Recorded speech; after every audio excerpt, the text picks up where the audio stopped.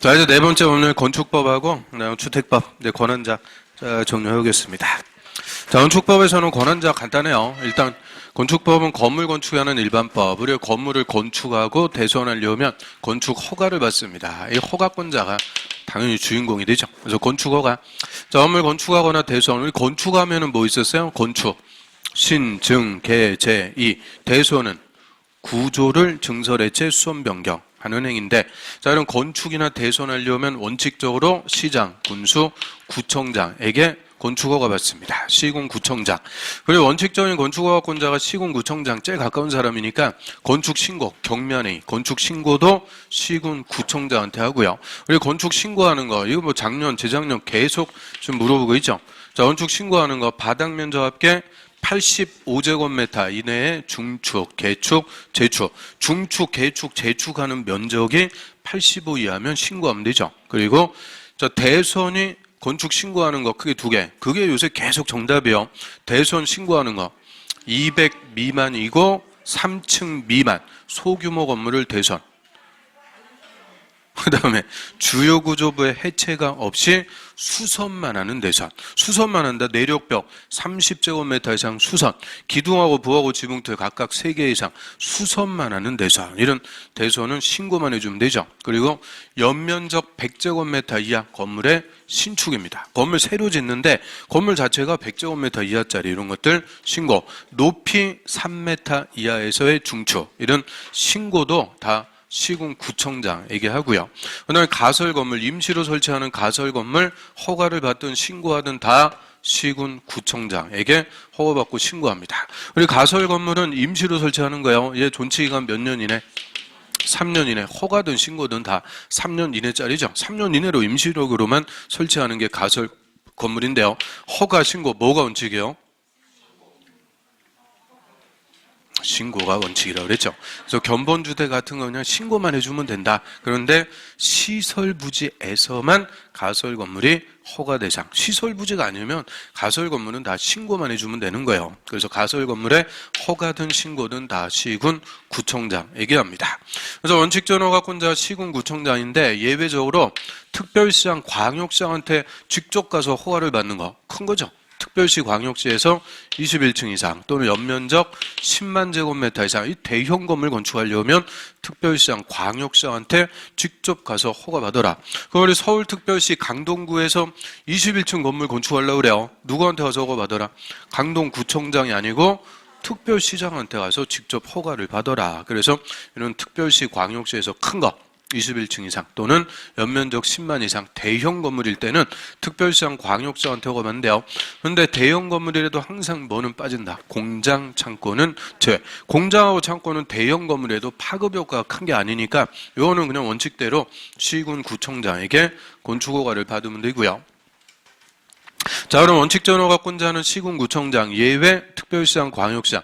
절대 건축허가권자가 될 수 없는 게 도지사입니다. 도지사한테 가서 허가받는다 그러면 무조건 틀리는 거예요. 도지사는 절대 허가권자 아니고요. 도지사는 사전 승인권자라고 그러죠. 그래서 도에서 시장, 군수가 다음에 건물을 허가하려면 먼저 도지사한테 가서 승인부터 받고 허가 내줘라. 그러니까 허가는 누구한테 가서 받는데? 시장, 군수. 근데 시장, 군수가 건축허가를 하기 전에 도지사한테 먼저 사인을 받으라는 거예요. 그래서 도지사의 사전 승인받고 시장, 군수가 허가하는 건물 역시 21층 이상 또는 연면적 10만 제곱미터 이상 역시 공장, 창고는 제외. 이거 뭐하고 똑같다?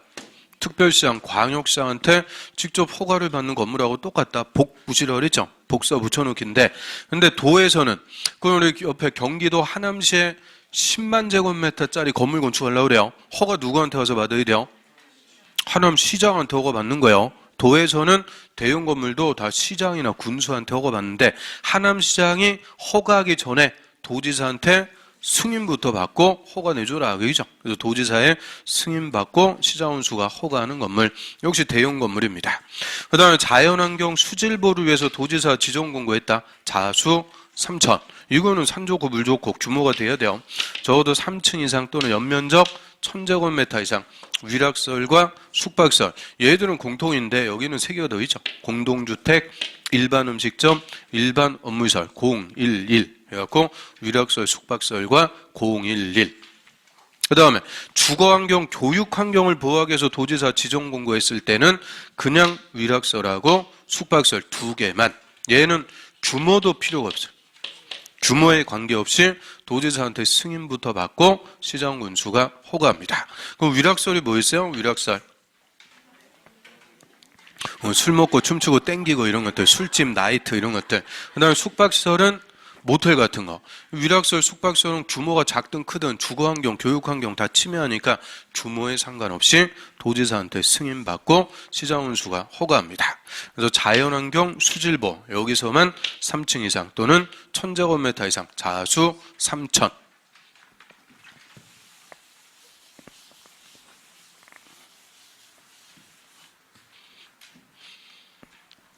그 다음에 건축허가 전에 안전영향평가. 그럼 구조안전이라든지 인접대지 안전에 미치는 영향을 허가권자가 평가하는 건물. 자, 이게 작년, 재작년 계속 간평사 기출. 이제 우리 시험에서도 물어볼 때가 됐으니까 이런 안전영향평가를 실시하는 건물은 초고층 건물. 우리 초고층 건물은 몇 층 이상? 50층 이상 또는 높이가 200m 이상. 둘 중에서 하나만 해당하면 돼요. 그래서 50층 이상 이런 초고층 건물이거나 또는 연면적이 10만 이상이고 16층 이상인 건물. 자, 연면적 10만 이상이고 16층 이상, 이게 엔드예요. 그럼 좀 전에 특별시장, 광역시장한테 직접 허가받는 것은 21층 이상 또는 연면적 10만 이상. 근데 여기서는 연면적 10만은 똑같은데 21층이 아니고 16층 이상입니다. 꼭 조금씩 달라요. 그래서 허가 전에 안전영향 평가하는 대상 초고층 건물, 그리고 연면적 10만 이상이고 16층 이상인 건물일 때, 그래서 크게 요 두 개는 안전영향 평가 대상. 자, 요거하고 안전자 들어가는데 또 비슷한 거 있죠. 안전관리 예치금.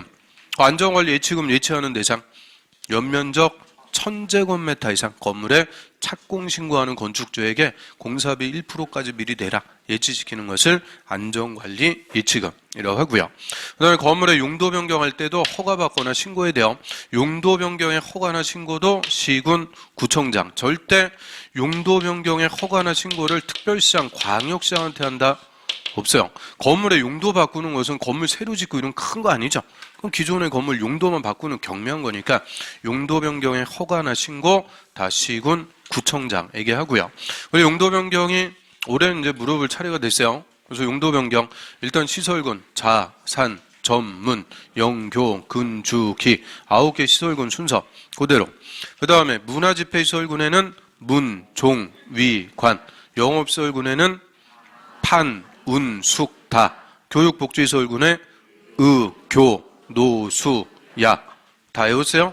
하여튼 시설군에 따라서 허가, 신고, 대장 변경 신청. 그다음 용도 변경 허가나 신고 대상인데 100제곱미터 이상일 때는 사용 승인도 받아라. 즉 허가받거나 신고한 대로 용도를 바꿨는지 검사까지 받아라. 사용 승인 104. 그다음에 용도 변경 허가 대상인데 500제곱미터 이상일 때는 건축사가 설계 500건. 그거는 허가 대상인 용도 변경일 때 104, 500건 확실하게 구분하고요. 그 다음에 기타에 갖고 허가권자가 도로를 지정할 수도 있고 지정한 도로를 폐지 변경할 수도 있어요. 그래서 도로의 지정 폐지 변경 다 허가권자 하는데, 자, 우리 건축법상의 도로란 사람의 보행과 자동차의 통행이 가능, 너비가 4m 이상, 도로나 예정도로까지 다 포함해서 도로가 되죠. 로서 국토법이나 도로법 관계법령에서 신설 변경의 고시가 됐거나 고시, 법에서 여기는 도로입니다. 고시를 했어야 돼요. 또는 허가권자가 그 위치를 지정 공고하면 건축법상의 도로가 됩니다. 그래서 허가권자가 도로를 지정할 수도 있고요. 지정한 도로를 폐지 변경할 수도 있는데, 지정하든 폐지 변경하든 다 원칙은 이해관계인 동의받아야 돼요. 그 남의 땅에다가 도로 함부로 지정하고 그러면 안 되죠. 그리고 폐지 변경할 때도 다 이해관계인이 동의받는 게 원칙. 그런데 동의 없이 심의만 거쳐갖고, 건축위원회 심의 거쳐갖고 할 수 있는 것은 뭐만? 지정할 때.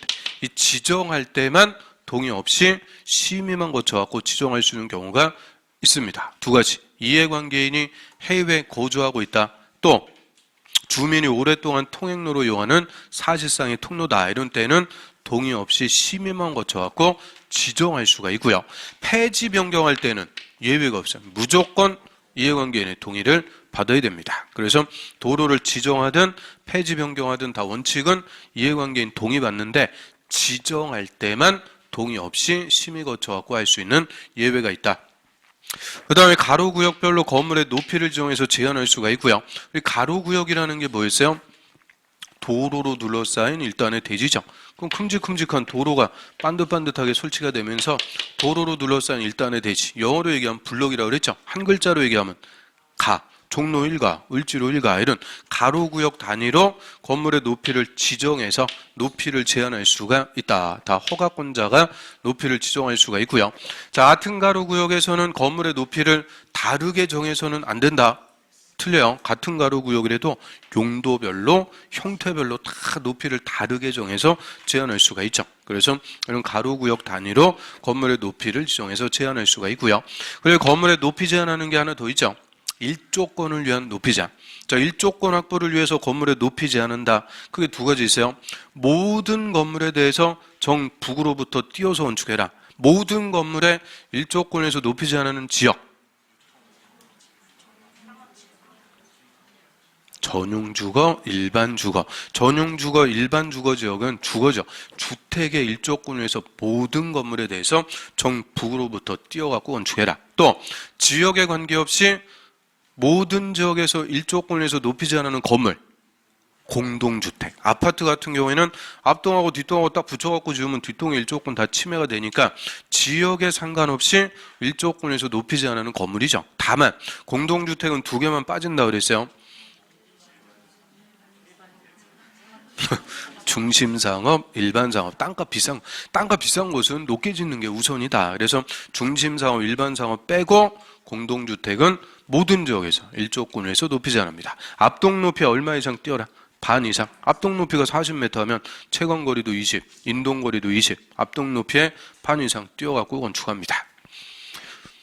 말로 하려고 그러니까 힘들어요. 자, 그 다음에 세 번째, 특별건축구역. 자, 얘가 작년에 또 그냥 한 문제 물어봤죠. 자, 특별건축구역은 조화롭고 창의적인 건물, 멋진 건물이죠. 멋진 건물 건축하기 위해서 획일적인 건축법의 규정을 적용 안 하거나 완화, 통합 적용하기 위해서 특별히 정하는 구역을 특별건축구역이다라고 하고요. 이 특별건축구역은 국토부 장관하고 시도지사가 지정합니다. 국토부 장관, 시도지사. 국토부 장관은 국가가 개발하는 곳이죠. 국가가 국제행사를 개최한다. 대표적으로 월드컵, 올림픽 이런 거 개최하기 위해서. 시도지사는 지자체가 국제행사를 개최하는 거죠. 대표적으로 엑스포 같은 거, 부산 엑스포 이런. 그래서 국토부 장관, 시도지사가 개발하면서 건물도 멋진 거 지을 필요가 있으면 특별건축구역 지정할 수 있는데 절대 이 특별건축구역 지정할 수 없는 제외. 개, 자, 접, 보. 앞글 졌다 갖고 계자, 접보. 작년에 요게 정답이죠. 계자, 접보. 4개는 개발할 수 없는 것. 건물도 못 짓습니다. 특별건축구역도 지정할 수 없다. 계자, 접보. 그 다음에 건축협정을 체결해서 또 인가받아요. 그럼 건축협정이라는 것은 토지 소유자, 건물 소유자, 지상권자까지 다 포함해서 토지 소유자, 건물 소유자, 지상권자, 소유자 전원의 합의입니다. 전원의 합의로 건물의 건축, 대선, 리모델링에 관해서 협정을 체결할 수가 있고요. 이 건축협정 체결해서 협정 맺은 대로 건물을 건축하도록 함으로써 그 지역의 특성을 고려해서 자율적인 건축을 도모, 그리고 주거환경을 개선, 이런 여러 가지 목적으로 건축협정을 체결할 수가 있는데요. 자, 전원이 합의해서 건축협정 체결했다. 인가받아야 돼요. 인가, 시도지사, 시군구청장에게 건축협정에 인가받습니다. 인가받은 내용을 변경할 때도 인가, 폐지할 때도 인가, 똑같이 다 인가받아야 돼요. 근데 폐지할 때는 전원의 합의가 아니고 과반수의 동의입니다. 최초로 체결할 때 전원의 합의, 폐지할 때는 과반수의 동의.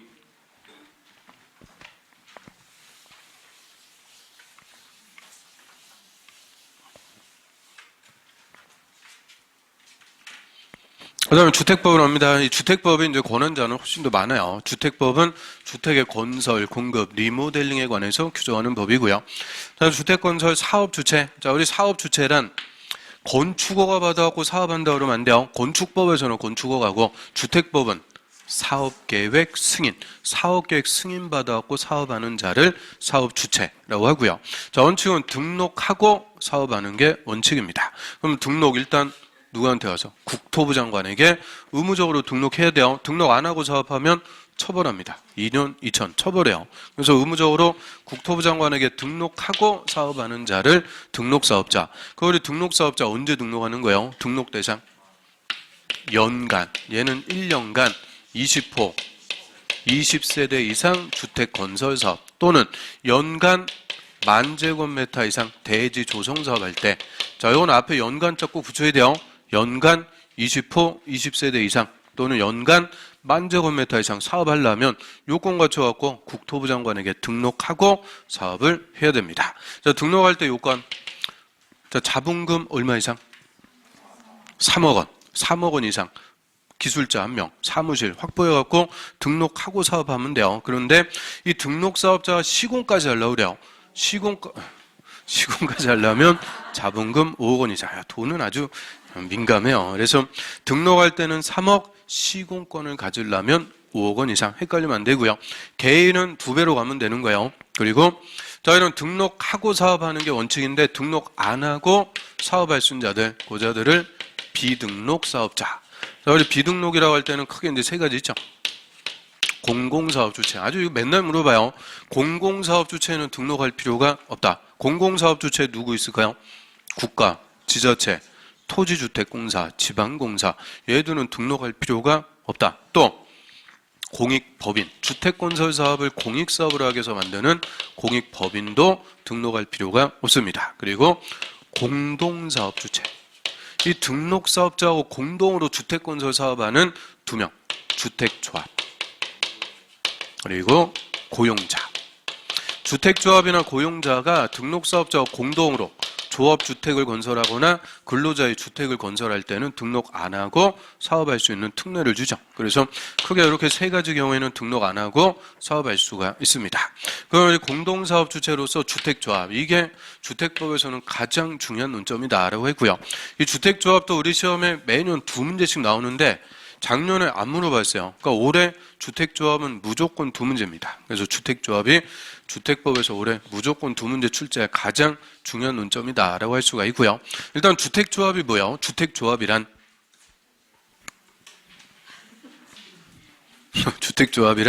다수의 구성원, 적어도 20명 이상이 주택을 주택을 함께 건설해서 공급받자. 또 리모델링하기 위해서 주택을 마련하거나 리모델링하기 위해서 결성하는 조합을 주택조합이다라고 하고요.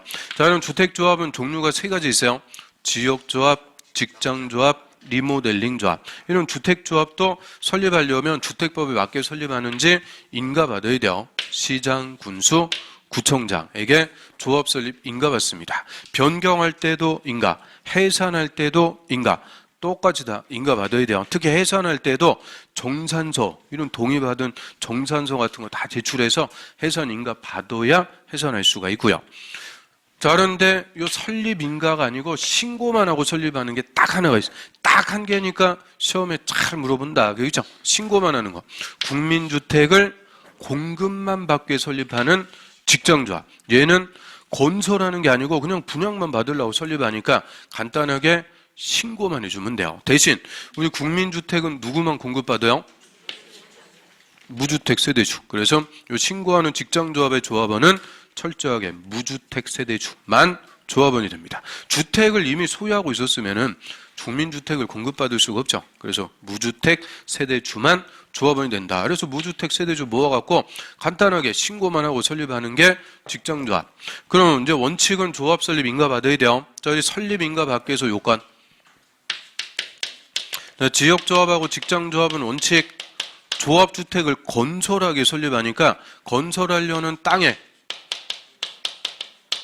80% 이상의 사용권 확보해야 돼요. 그리고 80% 이상의 사용권인데 그중에서 15% 이상은 소유권으로 확보해라.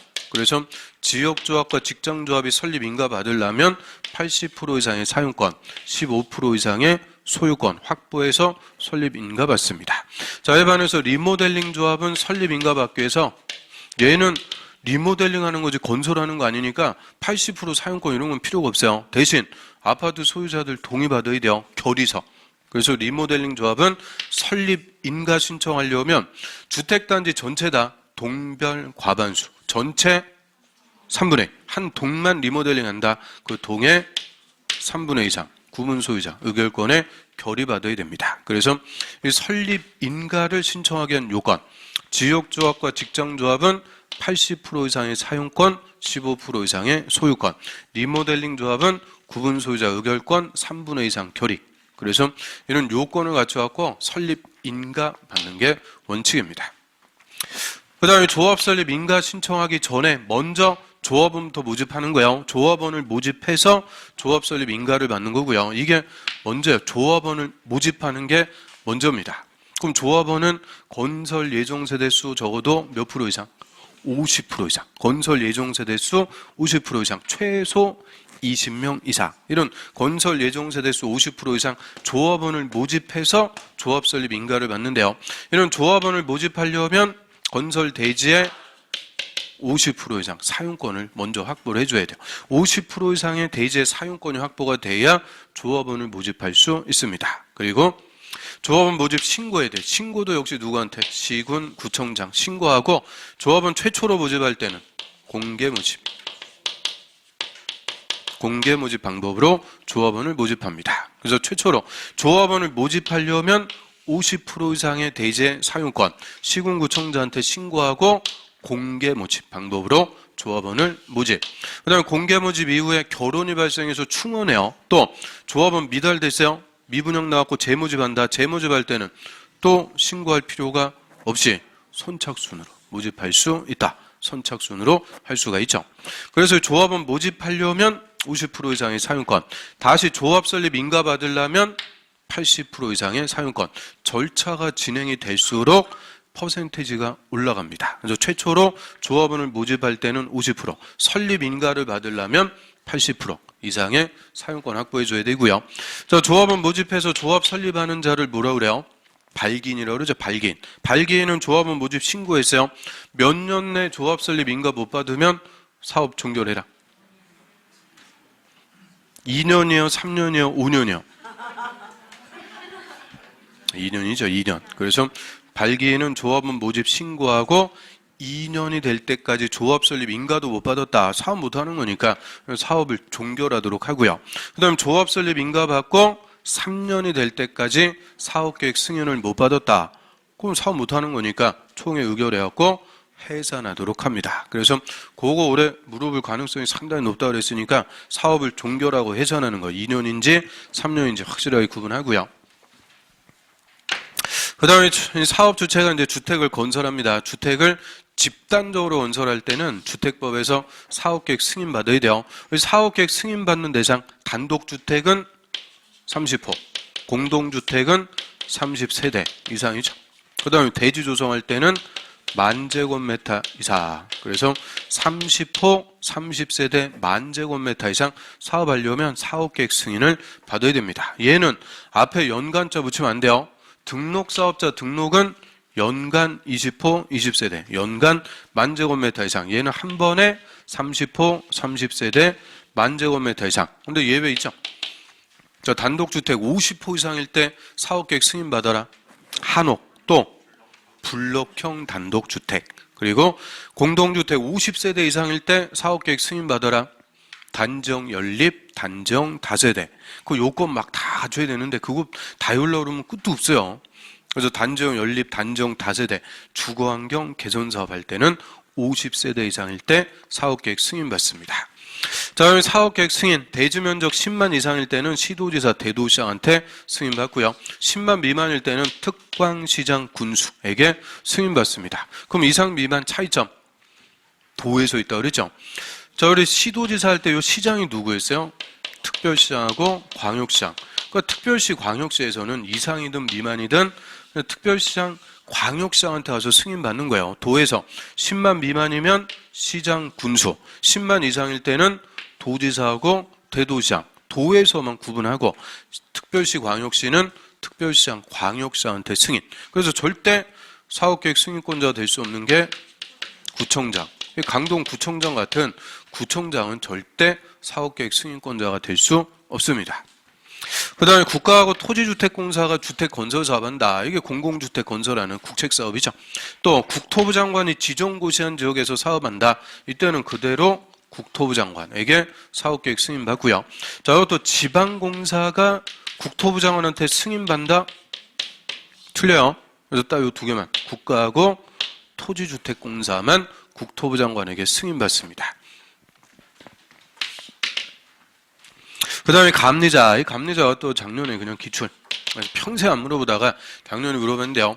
저 주택건설 사업에서 감리자, 설계 도면대로 좋은 자재 갖고 공사하는지 감독할 자, 감리자는 사업계획 승인권자가 직권으로 지정합니다. 우리 건축법에서는 감리자를 건축주가 개혁해갖고 알아서 다 지정하는 거예요. 그래서 건축법은 우리가 신경 쓸 필요 없는데 주택법에서는 사업계획 승인권자가 감리자를 직권으로 지정하도록 하고요. 다만 예외가 있죠. 부실감리의 우려가 없는 공공사업 주체 그리고 도시형생활주택 두 개는 제외입니다. 그래서 도시형생활주택은 주택법에 감리 적용 안 한다. 또 뭐도 적용하네요?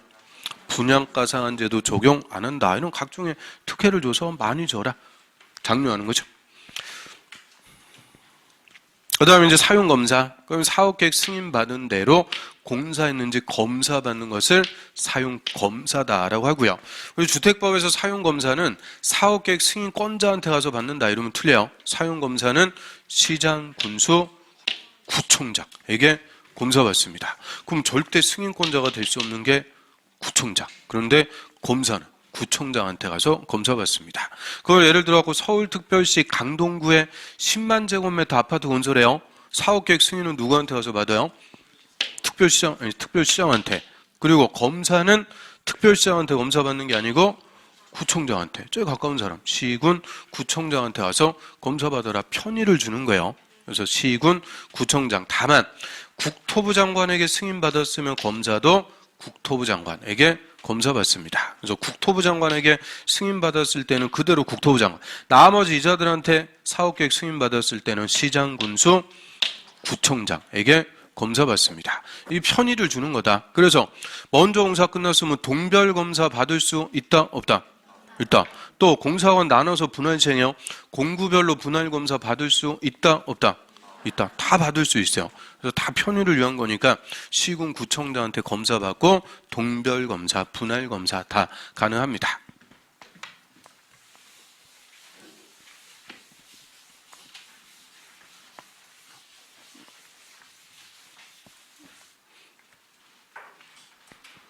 그다음에 주택의 공급 파트에서 먼저 분양가 상한제 적용 지역, 분양가 상한제 적용 지역 그리고 조정 대상 지역. 이 지역으로 끝나는 거는 누구만 지정하는 거냐? 국토부 장관만.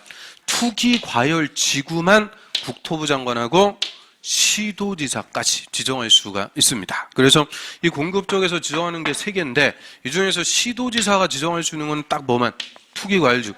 이거 하나 때문에 시도지사가 지정할 수 있는지 없는지 그냥 맨날 물어보는 거예요. 그래서 투기 과열 지구만 국토부 장관 시도지사 2명이죠. 그래서 여기 다 써 있잖아요.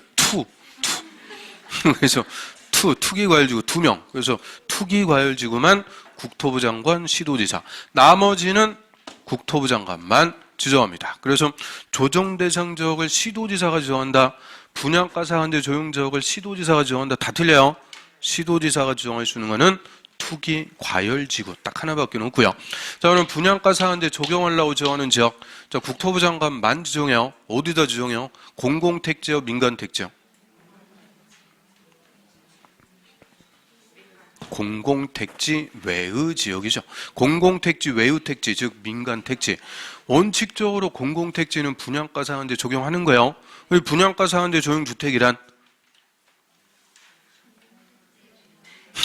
분양가 상한제 적용하는 주택은 공공택지에서 일반 공급하는 공동주택. 공공택지에서 일반 분양하는 공동주택은 다 원칙적으로 분양가 상한제 적용. 그래서 공공택지 외의 택지, 즉 민간택지라도 분양가 상한제를 적용하기 위해서 국토부 장관이 지정하는 지역을 분양가 상한제 적용 지역. 그래서 민간택지에서 주택가가 급등하는 곳에 지정하고요. 자, 그럼 분양가 상한제 적용 지역은 전제 조건이 투기과열지구. 투기과열지구 중에서 분양가 상한제 적용 지역을 지정합니다. 직전을 소급해서 1년간 아파트 분양가 상승률이 물가 상승률의 2배를 초과한 곳입니다. 1년간 아파트 분양가 상승률이 물가 상승률 2배를 초과했다. 이 말이 분양가 급등한다. 그죠? 그래서 이게 1번 제일 중요한 거라고 그랬죠. 1년간 아파트 분양가 상승률이 물가 상승률의 2배를 초과. 또 직전 3개월간 아파트 매매량이 작년 대비 20% 이상. 꼭 매매량이 급증한 곳인데 그것까지는 뭐 능력껏 하시고. 세 번째, 2개월 동안 주택의 월평균 청약 경쟁률이 모두 5대1을 초과. 국민주택 규모일 때는 모두 10대1을 초과. 2, 5, 10. 자, 얘는 2, 5, 10. 이거는 분양가 상한제 조용지역이든 투기과열지구든 조정대상지역이든 다 공통입니다. 공통기준. 2, 5, 10. 확실하게 정리해야 돼요. 2개월간 주택의 월평균 청약 경쟁률이 모두 5대1 초과, 국민주택 규모는 모두 10대1을 초과, 이런 경쟁률이 높은 것, 이런데 분양가 상한제 적용지역 지정할 수가 있고요. 자, 국토부 장관이 지정할 때는 다 똑같아요. 시도지사의 의견만 듣는 거예요. 시도지사가 절대 안 됩니다. 알았다. 지정하면 되죠. 그래서 국토부 장관이 지정할 때는 그냥 시도지사 의견만 듣습니다. 그리고 지정권자가 아닌 자들, 시도지사나 시군구청장은 국토부 장관에게 해제해달라고 요청을 할 수가 있어요. 이 요청을 받은 국토부 장관은 며칠 내 해제 여부 결정해서 통보해줘라. 40일 내 해제 여부 결정해서 통보. 다 공통입니다. 지정권자가 아닌 자들은 지정권자에게 해제 요청을 할 수가 있고요. 요청을 받으면 지정권자는 40일 내 해제 여부 결정해서 통보를 해주도록 하죠. 그 다음에 분양가 심사위원회는 요거는 국토부 장관이 설치해서 운영한다 그러면 안 돼요. 시군 구청장이 입주자 모집 승인하기 전에 분양가가 적정한지 심의를 거쳐갖고 입주자 모집 승인합니다. 그래서 입주자 모집 승인권자 시군 구청장이 분양가 심사위원회도 설치해서 운영하고요. 입주자 모집도 승인합니다. 그래서 사업 주체는 주택에 입주자를 모집하려면 원칙 시군구청장한테 가서 승인 받는 거예요. 그런데 복리설 상가는 입주자 모집 신고만 해주면 돼요. 그래서 입주자 모집 승인 또는 상가는 신고. 그런데 절대 공공주택 사업자는 입주자 모집 승인받거나 신고하는 게 없습니다. 요것도 20회 이후에 무려 5번이나 기출문제 정답이라고 그랬죠. 공공주택 사업자 누구 있어요? 공공, 국가, 지자체, 토지주택공사, 지방공사. 공공이 입주자 모집 승인받는다, 신고한다. 없어요. 그래서 민간사업 주체만 입주자 모집 승인받습니다.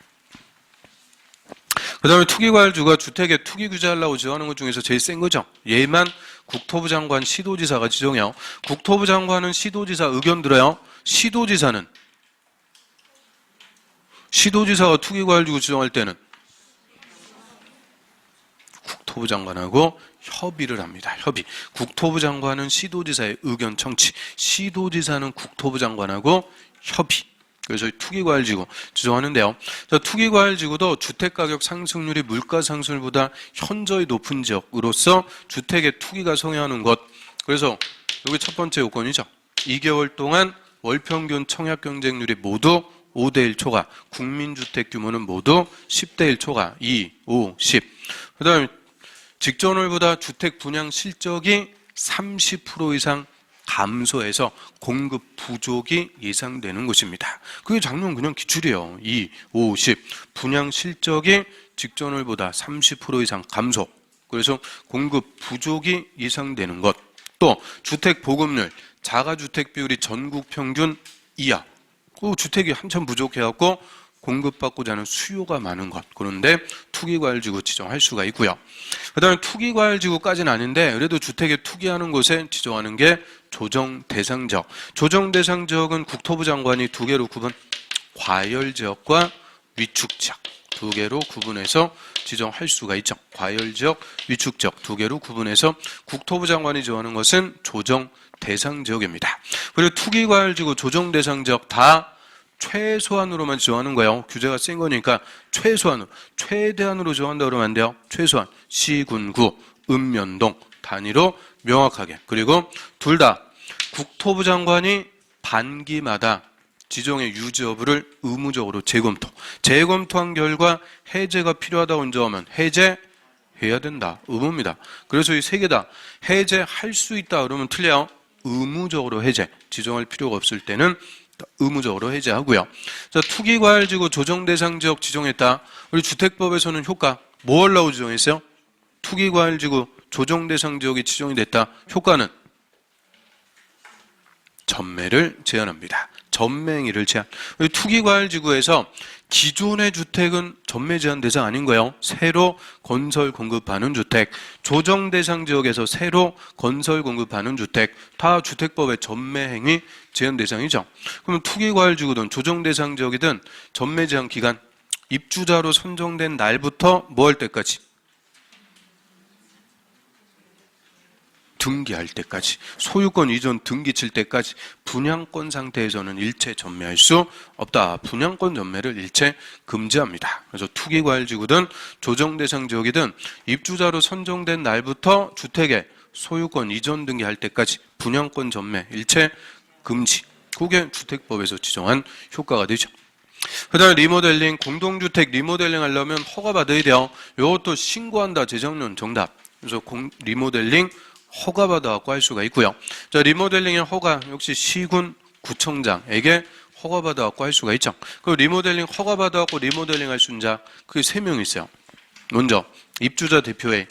자, 입주자 대표회의는 리모델링 허가 신청하려면 주택 소유자 전원의 동의입니다. 한 명이라도 반대하면 안 돼요. 전원의 동의. 또 주택의 입주자, 사용자, 관리주체. 자, 주택의 입주자, 사용자, 관리주체 요자들도 허가받아갖고 리모델링 할 수 있어요. 그럼 입주자, 사용자, 관리주체도 입주자 전체 동의요. 그래서 입주자 대표회의가 됐든 입주자, 사용자, 관리주체가 됐든 전원의 동의. 한 명이라도 반대하면은 못합니다. 그래서 얘들은 전체 동의가 나와야 허가받아갖고 리모델링 할 수 있고요. 그 다음에 세 번째는 리모델링 조합. 자, 리모델링 조합도 허가받아갖고 리모델링 할 수 있죠. 근데 리모델링 조합은 전원의 동의가 아니고 75% 이상의 동의 나오면 허가받아갖고 리모델링 할 수 있다. 한 동만 리모델링 할 때는 그 동의 구분 소유자 의결권 75%. 주택단지 전체를 리모델링해요. 이때는 동별 50%, 전체 75%. 그러니까 결론 75% 이상 동의 나오면 허가받아갖고 리모델링 할 수 있다. 그래서 얘들은 전체 동의죠. 한 명이라도 반대하면 안 된다. 그러니까 못하는 거예요. 그래서 리모델링 조합 설립을 유도하기 위해서 리모델링 조합만 전원의 동의가 아니고 75% 이상의 동의 받으면 허가받아갖고 리모델링 할 수가 있고요. 그 반대한 25%한테는 뭐 할 수 있다?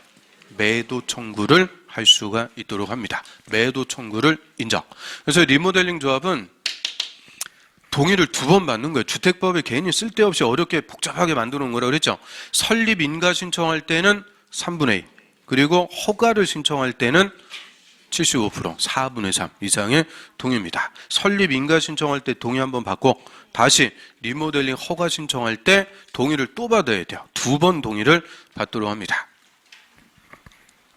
그 다음에 리모델링 기본계획, 기본자 붙었다. 역시 방향제시입니다. 관할구역에 리모델링할 주택단지가 많아요. 그럼 역시 뭐부터 할 거냐? 순서를 매겨주기 위해서 수립하는 계획이 리모델링 기본계획. 이것도 큰 도시죠. 특별시장, 광역시장, 대도시장. 특별시장, 광역시장, 대도시장이 관할구역의 리모델링 기본계획 역시 10년 단위로 수립. 5년마다 타당성 검토해서 계속 고쳐나가는 계획입니다. 10년 단위로 수립, 5년마다 타당성 검토. 그리고 리모델링 기본계획 얘만 대도시의 시장이 도지사한테 와서 승인받습니다. 대도시장이 도지사한테 승인받아라. 요건 리모델링 기본계획.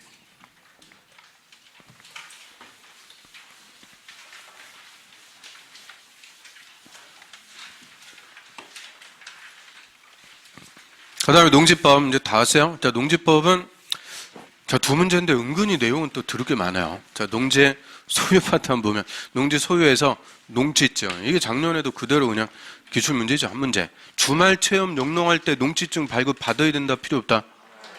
주말 체험 용농 계획서 다 작성해서 농지증 발급 받아야 돼요. 그게 작년에 기출문제 정답이에요. 제일 쉽게 물어봤는데 올해 또 물어볼 거예요. 일단 농지를 취득할 때, 여기서 취득이라고 할 때는 매매를 하든 교환을 하든 증여를 받든 판결, 경매도 예외가 없어요. 어떤 원이든 농지를 취득하려면 농지 취득 자격 증명, 농지증 발급 받아야 됩니다. 누구한테? 시, 구, 읍, 면장에게 농지증 발급 받아야 된다. 시구 읍면장에게 농지증 발급 받아야 되고요. 발급 신청했어요. 시구 읍면장은 원칙 며칠 내 발급해 줘야 돼요? 7일 내 발급해 주는 게 원칙. 그런데 영농계획서를 면제. 영농계획서는 면제하고 발급 신청했다. 알았어요. 또 아는 거 나왔다. 또 아는 거 나왔어. 하여튼 자신 있게 또 그 영농계획서 면제해 주는 거. 학교 그리고 농지 전용 허가받거나 신고 이런 경우에는 영농계획서는 면제를 해줘요. 발급 신청했다. 그때는 4일. 또 대답하라고 그럴 때는 또 못해요. 그래서 4일. 그리고 농지에 투기가 성행하는 지역에서는 농지위원회 심의도 거쳐야 돼요. 그 농지위원회 심의 대상일 때는 14일이요. 그러니까 농지증 발급 기한이 이렇게 복잡해졌어요. 7일, 4일, 14일. 이거 다 작년에 개정돼갖고 안 물어봤으니까 확실하게 정리해 두셔야 돼요. 그리고 저희 농지에 너무 투기를 방지하기 위해서, 농지가 너무 세분되는 걸 방지하기 위해서 농지 한 필지를 공유로 취득할 때는 7명까지만 제한한다고 그랬죠.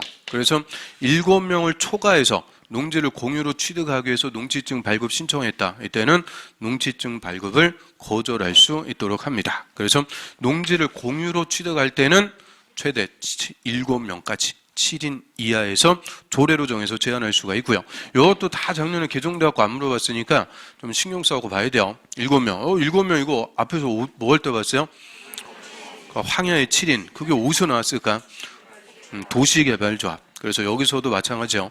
7명. 농지를 공유로 취득할 때는 7명까지. 7명을 초과해서 농지증 발급 신청했을 때는 농지증 발급 안 할 수가 있죠. 그 다음에 농지 소유자가 정당한 사유 없이 농사 안 져요. 그럼 1년 내 처분 의무를 부과. 1년 내 처분 안 하면 6개월 내 처분해라 명령. 자, 6개월 내 처분 명령 받고 처분 안 하면 이행 강제금 부과합니다. 이행 강제금 25%. 자, 이행 강제금 부과하는데 시장, 군수, 구청장이 다 처분 명령하고 이행 강제금도 부과합니다. 그 다음에 농지의 이용파트에서 대리경작자. 이게 또 19회 때 물어보고 푹 쉬다가 작년에 또 그냥 한 문제. 농지 소유자가 또는 임차권자가 농사 안 짓고 놀리고 있는 농지. 그거를 유휴농지. 그냥 놀고 있는 농지예요. 유휴농지에 대해서 농지의 소유자나 임차권자를 대신해서 농사지을자, 대리경작자를 지정해서 농지 놀리지 않고 계속 이용하도록 하고요. 이 대리경작자도 시군구청장이 지정합니다. 대상은 유휴농지. 그럼 유휴농지가 아닌 휴경농지는 대리경작 대상이 아닙니다. 그리고 이 대리경작자는 농업인, 법인을 지정하는 게 원칙이에요. 다만 농업인, 법인을 지정하기가 곤란할 때는 단체나 학교를 지정할 수도 있다. 예외가 있고요. 그 다음에 농지 임대차 계약의 대항력. 농지 임대차 계약은 서명 계약의 원칙이고요. 자, 그럼 농지 임대차 계약은 등기가 없어도 두 가지. 시군면장의 확인. 해당 농지를 인도받으면 다음 날부터 제3자에게 대항할 수 있는 효력이 발생하고요. 그래서 요건 확인과 인도 다음 날인데 요 확인을 누구한테 하죠? 시구 읍면장. 그래서 우리 농지법에서 시구 읍면장은 딱 3번 나옵니다. 농지증 그리고 임대차 계약의 확인 또 맨 밑에 기타 농지대장. 농지대장의 작성 비치도 시구 읍면장. 딱 그 3개만 시구 읍면장이에요. 나머지는 시군 구청장이 다 합니다. 그래서 시구 읍면장은 딱 그 3개만. 그 다음 임대차 종료 명령. 얘도 임대차 그러면 맨날 나오는 질문이요. 임차인이 정당한 사유 없이 농사 안 짓고 놀고 있는 거예요. 이때는 임대차 종료 명령에서 농사 안 짓는 임차인 쫓아버릴 수가 있죠.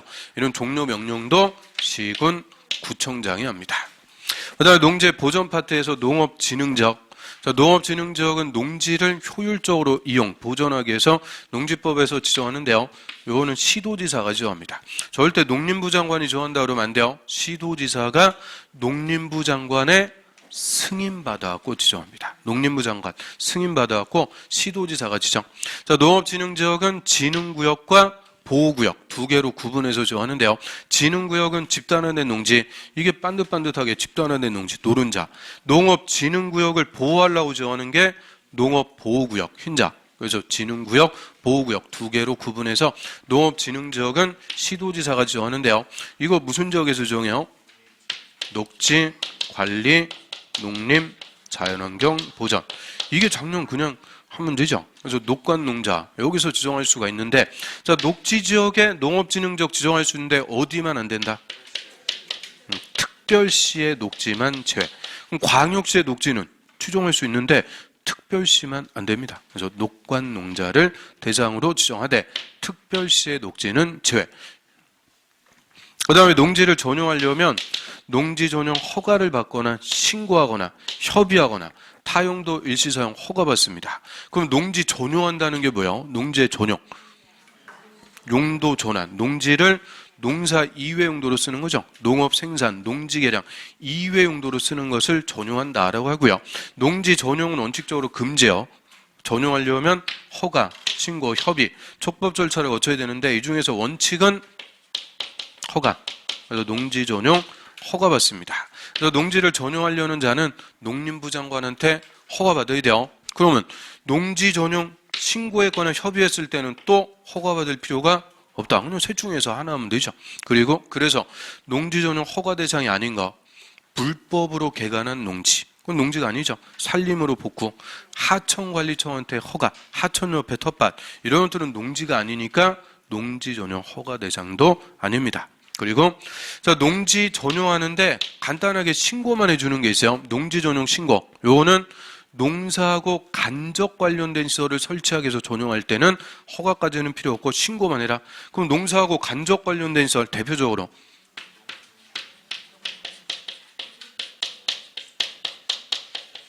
농업인의 주택 또는 농업인의 공동생활시설, 농수산물 가공 처리시설 이런 농사와 관련된 시설을 설치하기 위해서 전용할 때는 허가까지는 필요 없고 경미한 행위니까 신고만 해주면 되죠. 이 농지 전용의 신고는 시, 군, 구청장. 이게 29회 때 정답. 허가는 농림부 장관, 신고는 시군, 구청장. 그 다음에 국가나 지자체가 농지를 전용해요. 우리 국가나 지자체 행정청끼리는 허가받거나 신고하는 게 아니고 협의합니다. 그래서 농지 전용의 협의는 농림부 장관하고 협의하죠. 그래서 주무부 장관, 국토부 장관 또는 지자체장, 시도지사나 대도시장이 주거, 상업, 공업지역을 지정하거나 도시군계획서를 결정하는데 농지가 포함되어 있으면은 농지 전용 협의를 하는 거예요. 농지 전용 협의. 농림부 장관하고 농지 전용 협의하고요. 자, 그리고 타용도 일시사용허가. 얘는 말 그대로 다른 용도로 일시사용, 잠깐만 다른 용도로 쓰는 거예요. 그리고 다시 농지로 복구하는 조건. 그래서 일시사용허가가 제일 경미한 겁니다. 이거는 시군, 구청장에게 일시사용 허가를 받고요. 자, 일시사용 허가 대상, 이거 간이 시설이죠. 간이 농수축산업용시설. 잠깐만 쓰겠습니다. 잠깐만. 일시사용 기간 7년. 그런데 5년을 초과하지 않는 범위에서 연장할 수 있다. 그래서 7년에 5년 연장 최장 12년. 12년은 잠깐은 아니라고 그랬죠. 아무튼 최장 12년간 쓰고 다시 농지로 복구하는 조건일 때는 일시사용 허가를 받는 거고요. 일시사용 허가는 시군, 구청장. 그럼 이거 농지 전용 허가, 신고, 협의, 일시사용 허가. 이거 뭐하고 똑같다고 그랬어요? 건축 허가하고 똑같다고 그랬죠? 건물 건축하려면 건축 허가, 경미한 행위는 건축 신고, 국가나 지자체가 건축할 때는 건축 협의, 가설 건물이 일시사용 허가죠. 그래서 건축 허가나 농지 전용 허가나 다 똑같은 체계로 가는데요. 자, 그런데 둘씩 나눠져요. 허가받고 협의하는 것은 농림부 장관, 신고하고 일시사용 허가는 시군, 구청장. 그러니까 경미한 거 신고하고 일시사용 허가는 시군, 구청장. 저 둘씩이니까 권한자 구분하고요. 그 다음에 이 타용도 일시사용 허가 받았어요. 농지 보존 부담금 내야 돼요? 필요 없어요? 필요 없어요? 확실해요? 얘는 영구적으로 농지를 전용하는 게 아니니까 부담금의 납부 대상이 아닙니다. 농지 전용 허가받거나 신고했거나 협의하고 농지를 전용하는 자가 부담금, 농지 보전 부담금을 농림부 장관에게 내도록 하고요. 그다음에 기타 농지 대장의 작성 비치. 자, 이것도 작년에 농지원부에서 농지대장으로 이름이 바뀌었어요. 그래서 농지대장을 작성해서 비치하는 것도 시구읍면장. 그래서 농지법에서 시구읍면장 딱 3번. 농지증, 임대차 계약 확인, 그리고 농지대장 딱 3번만 시구읍면장입니다. 자, 여기까지 권한자 다 한번 훑어봤고요. 좀 쉬었다가 이제 필수 암기사항 몇 개 더 정리해서 다 끝내도록 하겠습니다.